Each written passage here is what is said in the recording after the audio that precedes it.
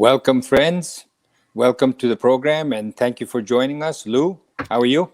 Very good. We've wrapped up chapter 14, and before we move on, we get a field trip, which I always love. Yes, everybody seems to love the field trips. The reason we came up, friends, with this name field trips, Lou came up with it, the idea that, just like when we were in school, the teachers often used to take us out on field trips to see something that we'd been studying. I remember I went to a colony where they had a lot of cows, and they showed us how they milk cows when we were talking about something to do with nutrition and electricity farm. Is that true? What? That you went to a field trip and milked cows and such? Because when I was young, you were in India at the time, right? Yes. When I was young, in my neighborhood down here, there was a dairy farm, and one of the field trips was out to the dairy farm to milk cows. Yeah, that's right. Yeah. They showed us. I mean, I'm sure it was different in India because cows were revered and they were kept very, very nicely. Lots of space for them to walk around and green grass. It wasn't as it is today. I'm sure even in India now they're just herded together and it's awful. But anyway, at that time we went on these field trips, went to electricity plants and so on. And then we studied what we saw on the field trip back in the classroom. So we've been talking a lot about the theory of the Gita and how do you apply this theory? There's so much theory that we're learning in the Gita. This talk of reincarnation is one way in which you can apply it. It's so surprising. Even on Netflix today, if you want, you can go and look at these series of episodes on near-death experiences and reincarnation. People are very interested in this. There's been books written for many, many, many years about reincarnation. The Gita and the Upanishads are probably the most salient and complete information on the understanding of that. So what we're going to do is to do in 60 minutes, 3 episodes on reincarnation. The first 2 will be giving you certain examples, case examples of people who we know were reincarnated by a number of proofs that we have. And then the last episode of 20 minutes, or maybe even part of the second we'll use because it's long, is how Gita and Upanishads explains near-death experiences, explains how a person who has died can come out of his body and see what's going on with him on the operating table or around them. How does that happen? And where is this coming from? When the body is dead, quote unquote, and is being resuscitated by the physicians, how does the Atman, Brahman, come out of the body and look at events happening? Very fascinating explanation.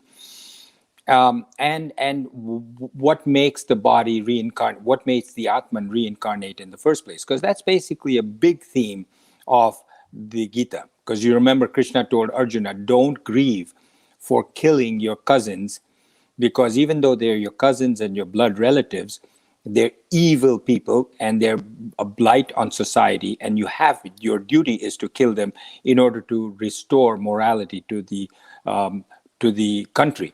And Arjuna says, but they're my cousins. How can I live with that? He says, death of a human body is nothing because the Atman is immortal. Basically, that's what he says. So with that, let's get started. So first thing I'm going to tell you is that there are a lot of books that you can read about this.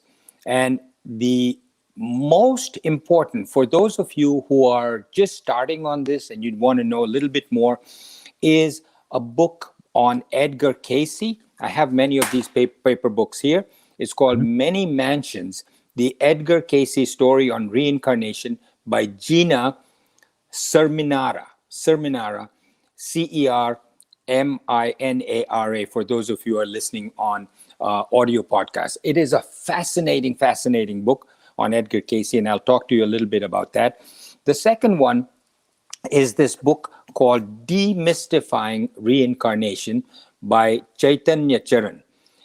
Really, this is the Bible. You should really read this to understand what's going on in the cases. And the third is this book called I Have Lived Before, The True Story of the Reincarnation of Shanti Devi by this Scandinavian by the name of Sture Lonnerstrand. Sture Lonnerstrand was a skeptic.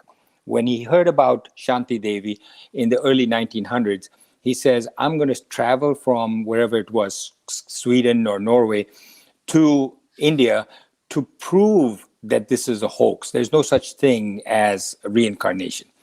When he got there and he looked at everything, all the facts, and he went and interviewed these people, Shanti Devi and her family, and took photographs and everything else, he was so amazed that after that he spent his whole life talking about and studying reincarnation. So that's the next one. Then there's a person by the name of Ian Stevenson, Stevenson. He's right here in the United States. I think he's in Virginia as a professor. He has studied 3,000 children who say that they are reincarnated. He's spent 40 years of his life studying this. He has written, he's traveled over 5 continents to study this. And he's written many, many, many books. One of the books that you might want to look at is called 20 Cases of Reincarnation. Another book is called Reincarnation and Biology. In Reincarnation and Biology, he also he gives 2,000 pages of photographs and 2,000, and he talks of birthmarks and fatal wounds. So, for instance, he'll take a photograph of a person who has died because of a gunshot wound to his head. He'll show the bullet mark of the bullet going in one temple, coming out the other side. That's a fatal wound. It killed him.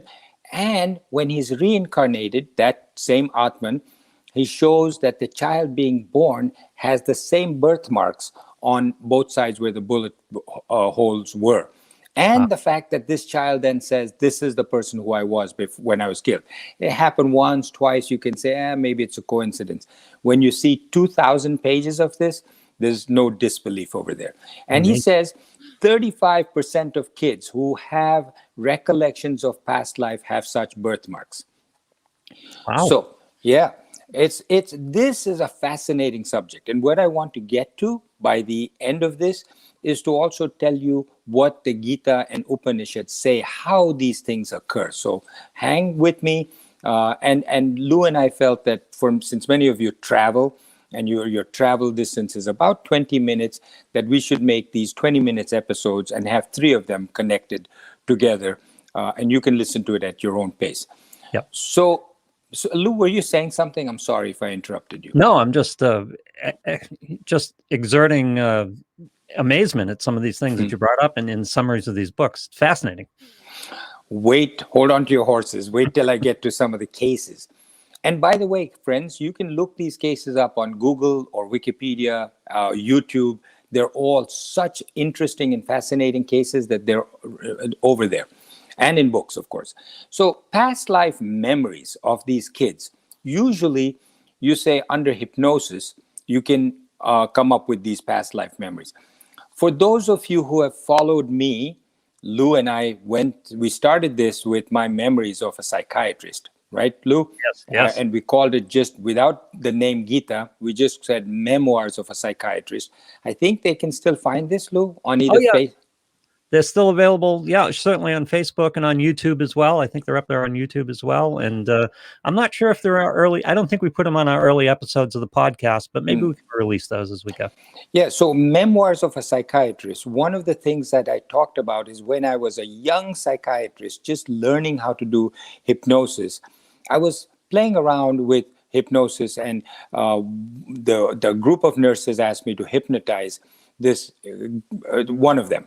And the volunteer I got, Carol, was probably the most hypnotizable candidate I've ever seen in my life. And when I hypnotized her, to my surprise, because this was one of the first few times that I'd done hypnosis, and the only time I found somebody this hypnotizable, I talk about this in that episode. After I found how hypnotizable she was, I started age regressing her, something I'd never done before. Took her down to age like 5 when she was in pre-kindergarten or kindergarten. And she started acting and talking like a little child. I was so fascinated by this. Her whole demeanor, her face, her body language, her voice changed to that of a little child. Wow. And then I took the chance of saying, listen, go back to the womb and go backwards. And I was shocked that she started speaking in a language that all of us, the nurses, were sitting around giggling and laughing at this. And myself, we became very serious because there was no question in our minds that Carol had gone into a different life and now was speaking a different language. I had never experienced anything like this before. I got scared. I brought her back to the current state, and I was make sure that she was okay. And Yeah. when I discussed it with my supervisors subsequently, they said, "Listen, stop doing this. You may Knock that not do off. it." Yeah. What? What? Knock that off. Knock that off. Don't do it. Because none of them knew hypnosis. None of them knew anything about it. And they just didn't want to be liable or responsible or have me be liable or responsible for any mishaps. Although I knew that they say hypnosis cannot produce any negative effects. I, of course, had to listen, and I never did that again. But I did experience this, what is known as xenoglossy. Xenoglossy is, xeno means foreign or out of the ordinary for somebody, and glossy means a tongue or a language. So xenoglossy is the ability to talk in foreign tongues. So under hypnosis, you see this, or you can see it spontaneously sometimes.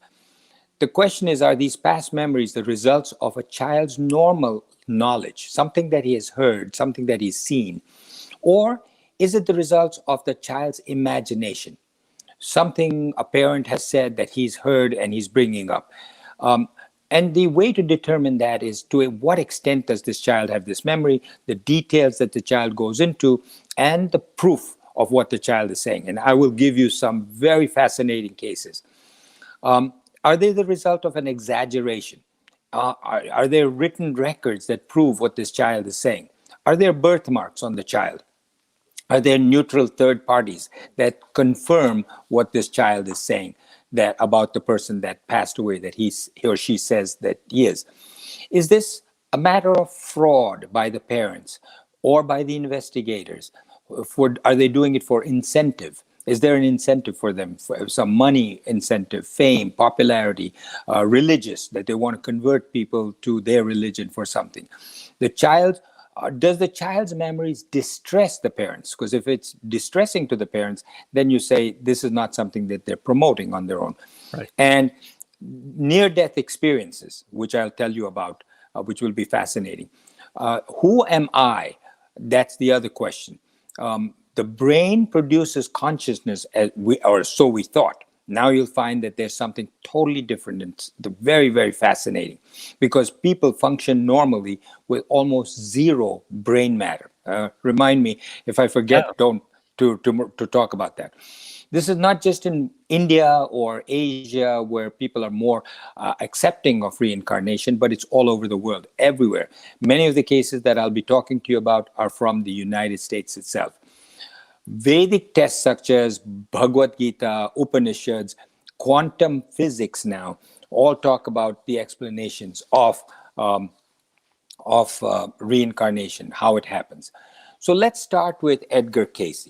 Edgar Cayce, as I told you, you can read in this book called Many Mansions, the Edgar Cayce story on reincarnation by Gina Serminara. Edgar Cayce was born in 1877. By the time he was in his 20s, in the early 1900s, he was known as the miracle man of the United States. The beauty of this is that it was maybe 100 years ago, not thousands of years ago. Right. Number one. Number two, it was in the United States of America. So, people who say, well, it happened in India. I don't know maybe there's some fake stuff going on here. Or cultural influence. Cultural influence, etc. Here was Edgar Cayce, that by the time he was in his 20s, he made so many accurate predictions that the president of the United States, actually two presidents, appointed two secretaries at taxpayer expense to live in Edgar Cayce's home or nearby to be available 24 hours to write down everything that he said. There is an Edgar Cayce museum in Virginia today with those writings of the secretaries who transcribed and typed up everything that Edgar Cayce said, and it's all there in volumes and available for free on the internet. So Edgar Cayce was born in a farmer's home and a farm. He grew up vowing to never work on a farm before. He only went up to third grade. So none of this can be attributed to studying or knowledge from somewhere else. He didn't know a word of Sanskrit, didn't even know anything about Hinduism. He grew up Christian, and actually his goal, his ambition, was to become a priest in the church. He was extremely religious, studied the Bible. He wanted to read the Bible one time every year and know it almost by heart. And by the time he was like 12 years old, he knew the Bible extremely well. When he got to the age, somewhere in his teenage years, he left home and went out and started working as a vacuum cleaner salesperson. And that's the only thing he knew how to do. So he would go door to door, wasn't the best salesman, but he needed his voice. And he lost his voice. He couldn't speak. Do you know this story, Lou? I do not. No, this is all new to me. So Edgar Cayce, C-A-Y-C-E, that's how he spelled Casey. Edgar Cayce lost his voice, and he didn't know what to do. They took him, his parents took him, or he went on his own to many, many doctors all in Virginia, and went to specialists, and they all said, we don't know what this is. We can't figure out what this is. There happened to be a hypnotist who came into town to do some shows, and he and his friends went over and spoke to the hypnotist, and they said, could you hypnotize this guy, see what's the cause? Because they heard of Freud doing these hypnotic treatments. The hypnotist said, I'll give it a shot.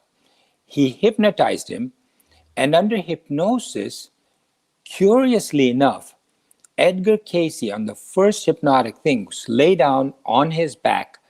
His feet were crossed over each other, hands crossed across, as if he was in a what is it called, a coffin, on view.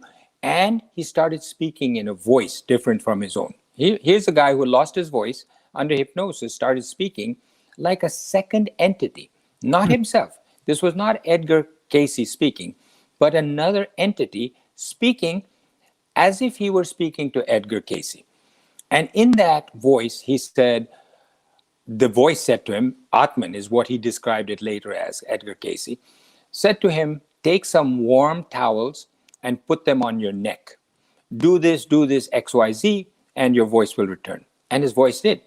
Wow. The hypnotist was so shocked that he said, listen, could you do me a favor? He says, I have this god-awful pain in my stomach that has been plaguing me for years. I have gone to all doctors and nothing seems to help me. Would you be able to tell me under hypnosis what is wrong with me?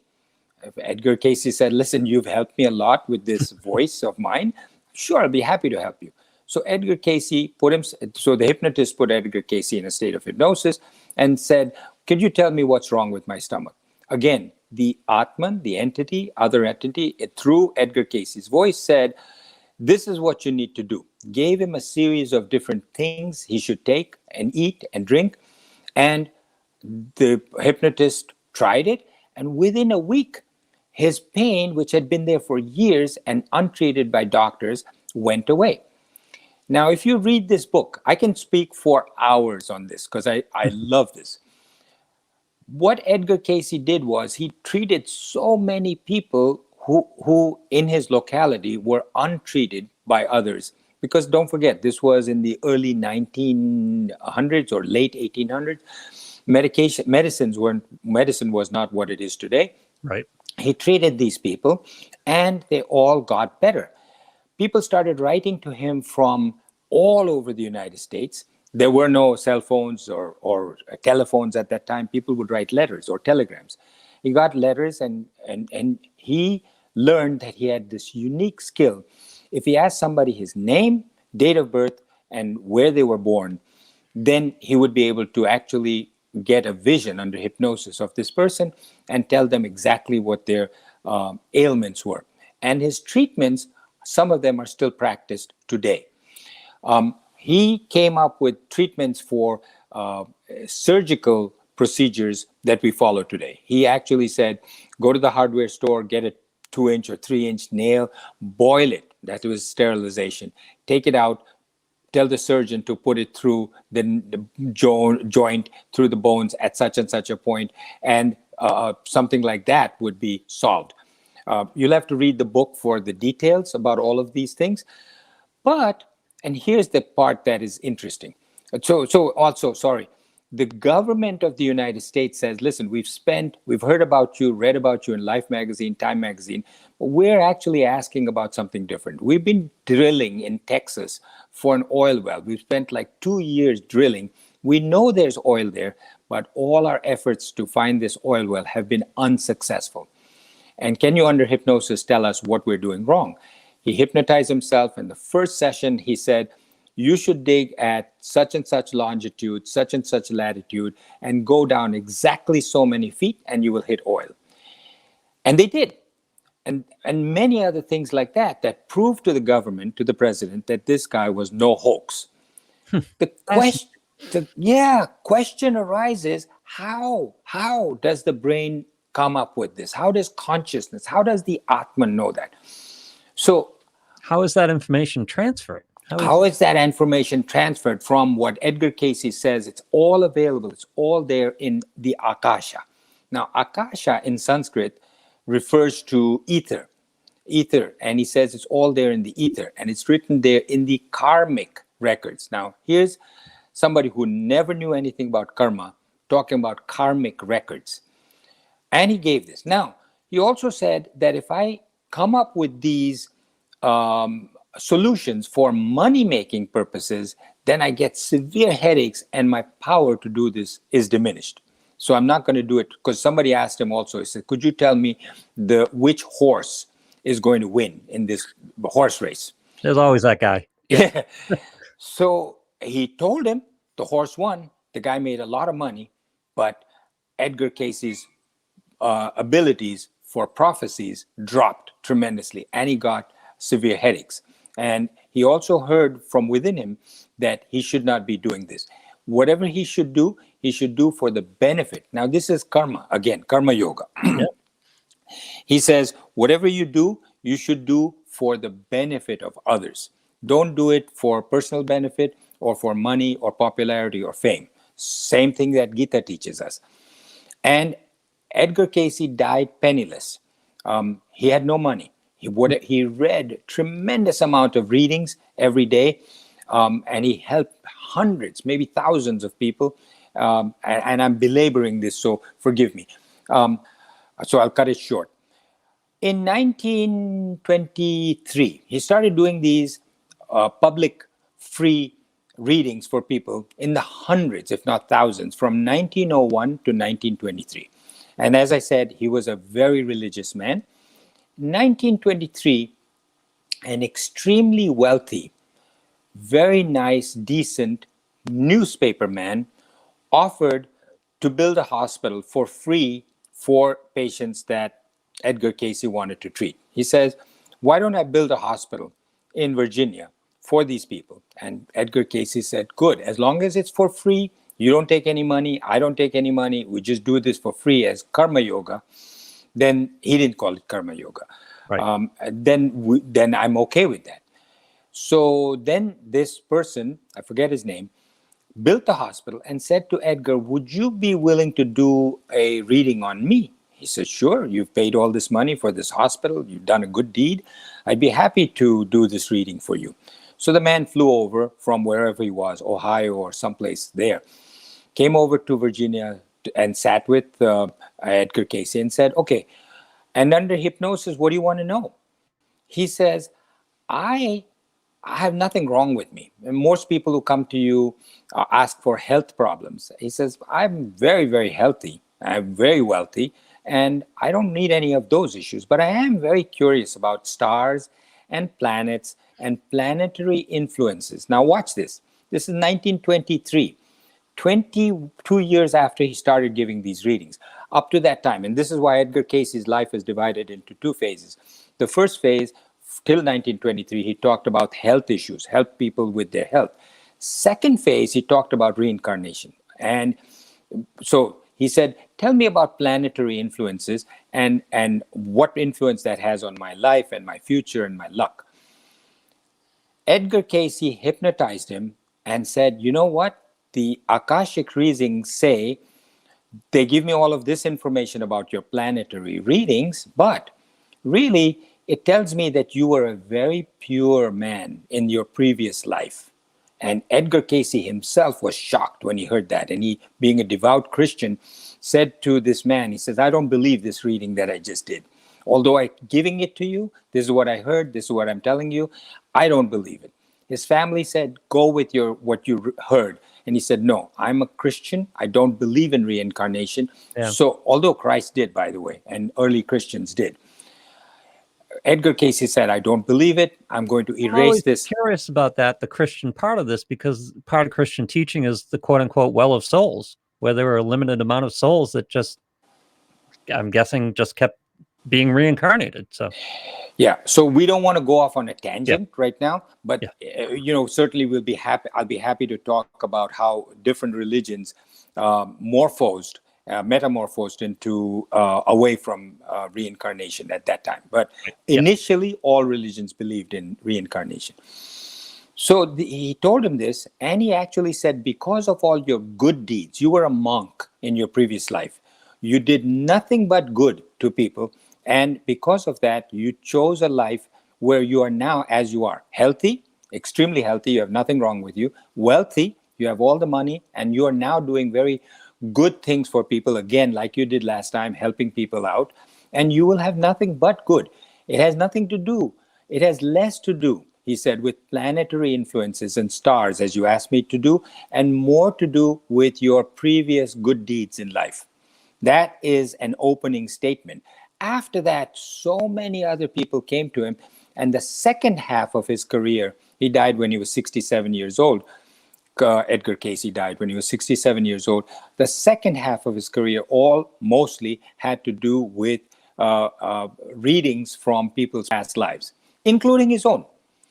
He said that when he was in a previous life, so by the way, after that, when he got to be very comfortable with reading people's past lives and he saw how true it was, he started believing reincarnation. To his dying day, he remained a devout Christian, still maintained that he was like a priest in the church.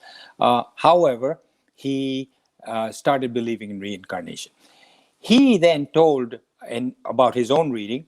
He said that he was a soldier in the Middle East in early days, when there were wars between the Christians and the Muslims. Yeah. And he was left in the desert.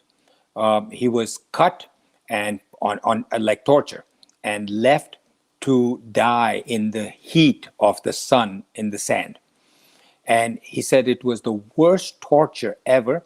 He could not bear the pain. And what he thought of doing is to just, instead of suffering the pain, to allow his body, his mind, his subtle body, subtle mind to come out of the body, like his Atman. And he willed himself to do that. And that was when he first got this ability to come out of his body. That's what he said. And he said each birth thereafter, he's been able to do it, but never actually recognized. And this is another part that's important, is that each one of us has an innate ability from previous lives that is not tapped into, that we may not know about. We know about musical prodigies who wouldn't know that they know how to play the piano at an early age unless somebody gifted them a piano at the age of 2 or 3 or something like that, where they say, wow, look at this kid, how can he play like this? And those musical and other abilities, as time goes on, wears off because the memory fades and you don't remember what you did from the previous life. That's a whole other story. So are we 20 minutes into this, Lou? Yes, actually we're 30 minutes in, but yeah, go ahead. Okay. No. So let me stop here. And we did Edgar Cayce. Next episode, we'll do a few more cases. And then the third episode, we will do on an explanation of this. Fair enough? Yes. All right. So check the next episode on Facebook here. And if you're listening to the audio podcast, the Apple Podcast, Google Podcast, Spotify, several other outlets, we'll get this whole reincarnation stream. We're going to release at the same time. So they're out there and they're available for you if you want to just string them together. And I'm ready to string them together right now. So Thanks, Lou. You're my best fan here. all Thank right. you. We'll see you in the next episode. All right.